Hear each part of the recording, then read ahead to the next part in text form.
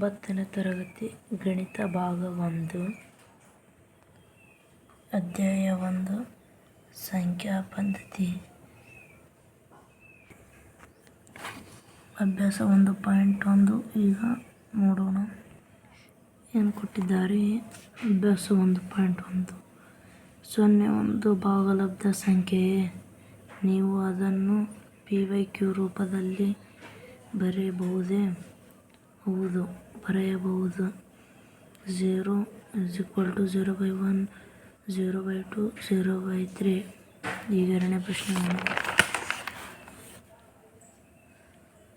3 ಮತ್ತು 4ರ ನಡುವಿನ 6 ಭಾಗಲಬ್ಧ ಸಂಖ್ಯೆಗಳನ್ನು ಕಂಡುಹಿಡಿಯಿರಿ. ಬೇಕಾದ ಭಾಗಲಬ್ಧ ಸಂಖ್ಯೆಗಳು 6 + 1. 6 ಕೊಟ್ಟಿದ್ದಾರೆ, ಅದಕ್ಕೆ 1 + 1 ಮಾಡಬೇಕು. 3 × 7/7 = 3 7 21, 21/7 and 4 × 7/7 = 28/7.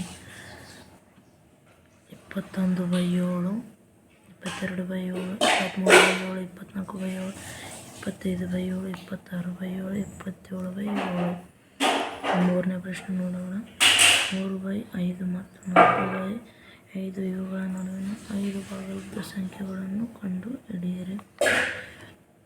ಬೇಕಾದ ಭಾಗಲಬ್ಧ ಸಂಖ್ಯೆಗಳು ಕೊಟ್ಟಿದ್ದಾರೆ. 5ಕ್ಕೆ +1 ಮಾಡಬೇಕು.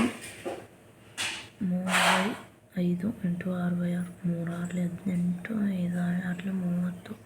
4/5 × 6/6 = 24/30.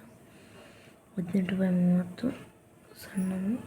19/30, 20/30, 21/30, 22/30, 23/30, 24/30.